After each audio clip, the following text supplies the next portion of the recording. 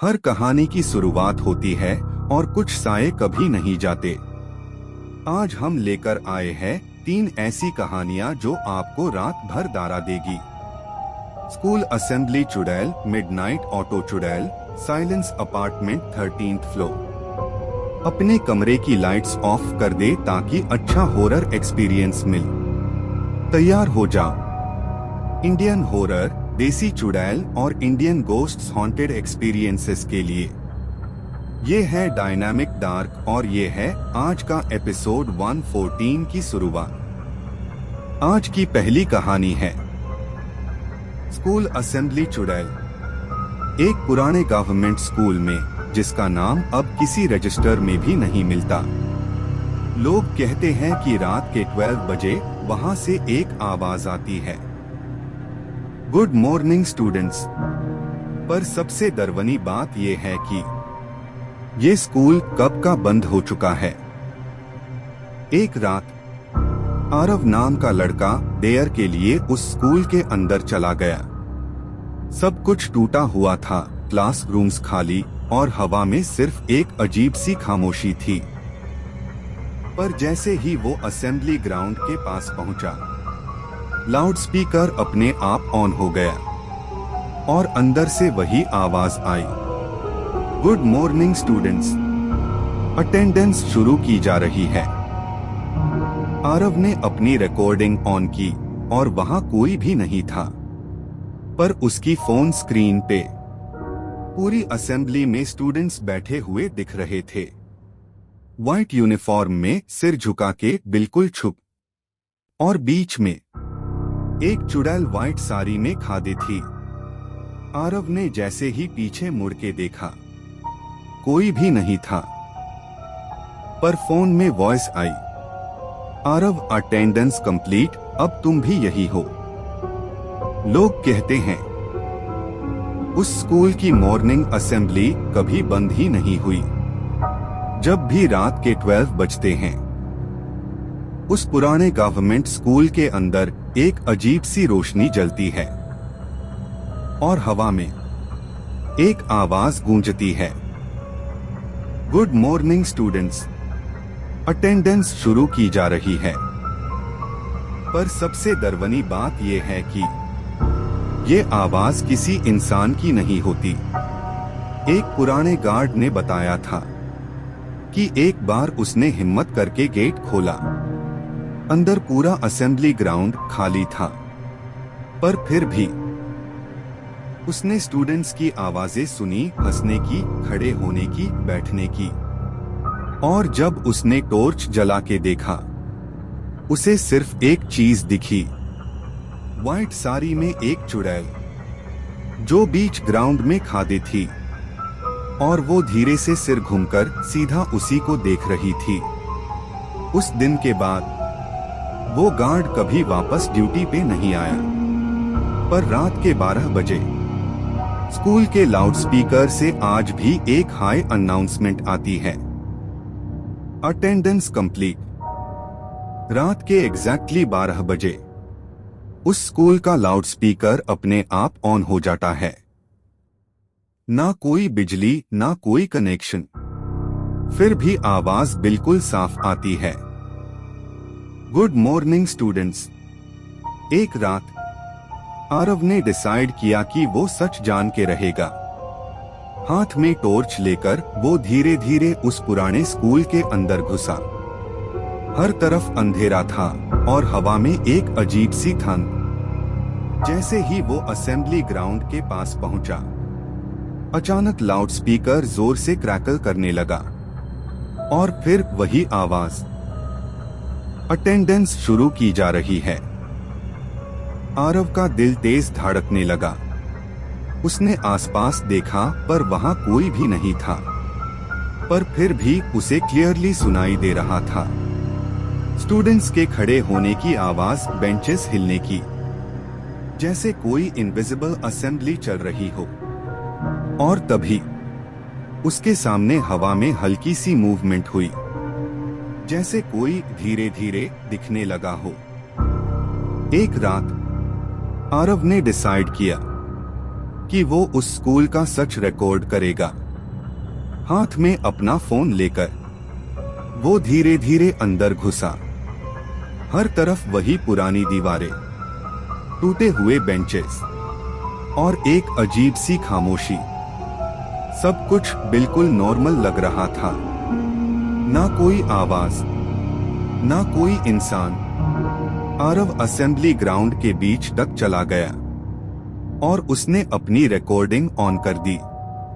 उसकी स्क्रीन पे सिर्फ एक खाली ग्राउंड दिख रहा था, पर जैसे ही उसने कैमरा जूम किया, स्क्रीन में हल्की हल्की शैडोज दिखने लगी, जैसे कोई वहां बैठा हो। आरव ने आंखों से देखा तो ग्राउंड बिल्कुल खाली था, पर फोन स्क्रीन में पूरी असेंबली बैठे हुए दिख रही थी। व्हाइट यूनिफॉर्म्स, सिर झुके हुए, बिल्कुल चुप, और बीच में एक चुड़ैल खादी थी जो सीधा कैमरा की तरफ देख रही थी, जैसे उसे पता हो कि आरव उससे रिकॉर्ड कर रहा है। पर जब आरव ने घर जाकर वो रिकॉर्डिंग दोबारा देखी तो सब कुछ चेंज हो चुका था। जहां उससे सिर्फ एक खाली ग्राउंड दिख रहा था, वीडियो में वहां पूरी असेंबली चल रही थी। Hundreds of students white uniform में बिल्कुल सीधे बैठे हुए। पर सबसे अजीब बात ये थी कि किसी का भी चेहरा क्लियरली नहीं दिख रहा था, जैसे सबके फेसेस धुंधले कर दिए गए हो। आरव का हाथ कांपने लगा। उसने वीडियो आगे बढ़ाया और तभी कैमरा धीरे धीरे जूम होने लगा, सीधा उस असेंबली के बीच जहां एक चुड़ैल खादी थी, व्हाइट साड़ी में, बाल चेहरे पे बिखरे हुए। पर इस बार वो सीधा कैमरा की तरफ नहीं देख रही थी। वो धीरे धीरे अपना सिर उठा रही थी, जैसे उससे पता हो कि आरव अब उससे देख रहा है। और जैसे ही वीडियो अपने एंड तक पहुंची, स्क्रीन एक सेकंड के लिए बिल्कुल ब्लैक हो गई। आरव ने सोचा वीडियो खत्म हो गई है, पर अचानक स्क्रीन दोबारा ऑन हुई और इस बार कैमरा सीधा उस क्लासरूम के अंदर था, जहां सारे स्टूडेंट्स अब खड़े थे, व्हाइट यूनिफॉर्म्स में, सिर धीरे धीरे ऊपर उठते हुए, और बीच में वो चुड़ैल खादी थी, बिल्कुल सीधा कैमरा के सामने। इस बार उसका चेहरा क्लियरली दिख रहा था, टूटा हुआ, टेढ़ा, आंखों में अजीब सी चमक। आरव का सांस रुक गया। वो स्क्रीन से नजर हटा ही नहीं पा रहा था। और तभी वीडियो के लास्ट फ्रेम में एक मैसेज स्लोली अपीयर हुआ, अटेंडेंस कंप्लीट। आरव ने पैनिक में फोन बंद करने की कोशिश की, पर मैसेज खत्म नहीं हुआ था। अब तुम भी यही हो। और उसी पाल स्क्रीन के अंदर खादी चुड़ैल धीरे से मुस्कुराई। आज की दूसरी कहानी है आधी रात वाली ऑटो की चुड़ैल। दिल्ली की एक सुनसान रोड पर रात के एग्जैक्टली 12 बजे एक पुराना सा ऑटो खुद आकार रुकता है। ना कोई सिग्नल, ना कोई पैसेंजर, बस धीरे से आके रोड के किनारे रुक जाता है। सबसे अजीब बात यह है कि उस ऑटो का मीटर पहले से ही ऑन होता है और ड्राइवर, उसका चेहरा कोई भी कभी क्लियरली देख नहीं पाया। एक रात कबीर नाम का लड़का लेट नाइट घर जा रहा था। रोड बिल्कुल खाली थी और उसके पास कोई ऑप्शन नहीं था। तभी वो ऑटो उसके सामने आकर रुक गया। मीटर ऑलरेडी चल रहा था और ड्राइवर ने बिना कुछ बोले सिर्फ हल्का सा हाथ हिलाकर उसे बैठने का सिग्नल दिया। कबीर एक सेकंड के लिए रुक गया, पर उससे बिल्कुल अंदाजा नहीं था कि वो ऑटो उसे कहां ले जाने वाला है। लोग कहते हैं उस ऑटो को कोई चलता नहीं, वो खुद चलती है। रात के 12 बजे जब रोड बिल्कुल खाली होती है, तब वो ऑटो खुद रास्ते पे निकल आती है। ना कोई ड्राइवर, ना कोई आवाज, फिर भी उसका इंजन बिल्कुल स्मूथ चलता रहता है। कुछ लोगों ने क्लेम किया है कि जब उन्होंने उस ऑटो के पास जाकर देखा तो ड्राइवर सीट पे कोई भी नहीं था, पर स्टीयरिंग व्हील अपने आप घूम रहा था और रियर मिरर में उन्हें एक औरत का चेहरा दिख रहा था। व्हाइट साड़ी में, बाल चेहरे पे बिखरे हुए, जो सीधा उन्हें देख रही थी। एक बार कबीर ने भी ये सब सुना था, पर उससे लगा ये सिर्फ अफवाह है। तब तक जब तक वो खुद उस ऑटो के सामने खड़ा नहीं हो गया। एक रात कबीर ने हिम्मत करके उस ऑटो में बैठने का डिसीजन ले लिया। रात का वक्त था, रोड बिल्कुल खाली और उसके पास कोई और ऑप्शन नहीं था। जैसे ही वो ऑटो के अंदर बैठा, अंदर का माहौल अजीब सा ठंडा हो गया, जैसे हवा अचानक से भारी हो गई हो। ड्राइवर सीधा सामने देख रहा था, पर उसने एक शब्द तक नहीं बोला। कबीर ने धीरे से पूछा, भैया कहाँ जा रहे हो?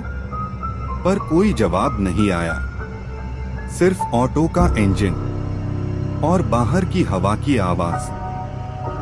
कबीर को लगा शायद ड्राइवर ने सुना नहीं। उसने फिर से पूछा, पर इस बार भी पूरी खामोशी। कबीर ने धीरे से रियर व्यू मिरर में देखा, और जो उसने देखा उसने उसका खून जमा दिया। मिरर में ड्राइवर का चेहरा नहीं था, बल्कि एक औरत का दरवना चेहरा दिख रहा था। जैसे ही ऑटो आगे बढ़ा, कबीर को लगा सब नॉर्मल है, पर कुछ ही मिनट बाद ऑटो ने अचानक अपना राउट चेंज कर दिया। वो सीधा रोड छोड़कर एक सुनसान अंधेरी गली में घुस गया। कबीर ने तुरंत अपना फोन निकाला और जीपीएस ऑन किया, पर स्क्रीन पे सिर्फ एक ही चीज दिख रही थी, सर्चिंग फॉर सिग्नल। नेटवर्क बिल्कुल गायब हो चुका था। कबीर ने घबराकर ड्राइवर से पूछा, भैया ये कहां जा रहे हो? पर फिर से कोई जवाब नहीं आया, सिर्फ ऑटो की हल्की सी आवाज और बाहर से आती ठंडी हवा। कबीर का डर अब बढ़ने लगा था। उसने खिड़की से बाहर देखा तो उससे आसपास कोई घर, कोई लाइट, कुछ भी नहीं दिख रहा था, सिर्फ अंधेरा और घना फॉग। और तभी ऑटो और भी स्लो होने लगा, जैसे वो किसी ऐसी जगह पहुंच रहा हो जहां से वापस आना मुमकिन नहीं। जैसे जैसे ऑटो आगे बढ़ रहा था, कबीर को एक अजीब सी फीलिंग होने लगी। हर टर्न पे उसे लग रहा था जैसे कोई उन्हें फॉलो कर रहा हो। उसने डर के मारे धीरे से पीछे मुड़कर देखा, पर वहां सिर्फ अंधेरा था, ना कोई गाड़ी, ना कोई इंसान। पर फिर भी उसका दिल मान ही नहीं रहा था। हर बार जब ऑटो मुड़ता, उससे लगता कोई चीज उसके बिल्कुल पीछे आ जाती है, जैसे कोई उन्हें छोड़ नहीं रहा हो। कबीर ने फिर से रियर व्यू मिरर में देखा। इस बार उसने सिर्फ ड्राइवर को नहीं, बल्कि उसके पीछे एक और शैडो देखी, जो धीरे धीरे और पास आ रही थी। कबीर का सांस तेज हो गया। उसने जल्दी से आंखें बंद की, पर उससे एक आवाज सुनाई दी, बिल्कुल करीब से, मैट मड। जैसे ही ऑटो धीरे धीरे रुकने लगी, कबीर का दिल जोर से धड़कने लगा। बाहर सिर्फ अंधेरा था और घना फॉग। ऑटो एक पुराने सुनसान गेट के सामने रुक गई। कबीर ने डर के मारे धीरे से बाहर देखा। गेट के ऊपर एक पुरानी सी बोर्ड लगी थी, जिसमें हल्का सा लिखा था, शमशान भूमि। कबीर तुरंत ऑटो से नीचे उतर गया। उसके हाथ कांप रहे थे। उसने अपना फोन निकाला और स्क्रीन पे देखा। जीपीएस पे एक ही वर्ड लिखा था, अराइव्ड। कबीर ने पैनिक में इधर उधर देखा, पर आसपास कोई नहीं था, सिर्फ वो और वो ऑटो। और तभी उसकी नजर एक पुराने रजिस्टर पर पड़ी, जो गेट के पास पड़ा हुआ था। उसने डर के साथ उससे खोला और उसका सांस वही रुक गया। उस रजिस्टर में उसका नाम पहले से लिखा हुआ था और उसके सामने लिखा था, अराइवल टाइम रात के 12 बजे। आज की आखिरी कहानी है। साइलेंस अपार्टमेंट, 13वीं मंजिल। एक हाई राइज बिल्डिंग में एक ऐसा फ्लोर है जो ऑफिशियली एग्जिस्ट ही नहीं करता। 13th floor. लोग कहते हैं बिल्डिंग के रिकॉर्ड्स में 12th के बाद सीधा 14th फ्लोर आता है, पर फिर भी कभी कभी लिफ्ट का बटन अपने आप ब्लिंक करने लगता है और बिना किसी इनपुट के लिफ्ट सीधा 13th फ्लोर पे रुक जाती है। एक दिन रिया नाम की एक लड़की लेट नाइट घर वापस आ रही थी। बिल्डिंग बिल्कुल खामोश थी, ना कोई आवाज ना कोई इंसान। वो लिफ्ट में घुसी और अपना फ्लोर सिलेक्ट किया, पर जैसे ही लिफ्ट ऊपर बढ़ने लगी, एक एक्स्ट्रा नंबर ब्लिंक करने लगा, 13। रिया ने तुरंत बटन दबाया, पर लिफ्ट रुकने का नाम ही नहीं ले रही थी और धीरे धीरे वो उस फ्लोर की तरफ बढ़ रही थी जो कभी एग्जिस्ट ही नहीं करता। लोग कहते हैं जो भी लिफ्ट में 13th फ्लोर तक पहुंचता है, वो वापस सेम इंसान नहीं होता। कुछ लोग बोलते हैं वो बिल्कुल चुप हो जाते हैं, जैसे उनकी आवाज कहीं खो गई हो। कुछ कहते हैं उनकी आंखों में अजीब सी खाली सी नजर होती है, जैसे वो कुछ देखकर आए हो जो किसी और को नहीं दिख सकता। एक सिक्योरिटी गार्ड ने बताया था कि एक बार एक आदमी गलती से 13th फ्लोर पे चला गया। लिफ्ट खुद रुक गई थी। कुछ मिनट बाद वो आदमी वापस आया, पर उसने किसी से एक शब्द तक नहीं बोला, सिर्फ सीधा अपने फ्लैट में गया और अगले दिन वो बिल्डिंग छोड़कर चला गया, बिना किसी को बताए।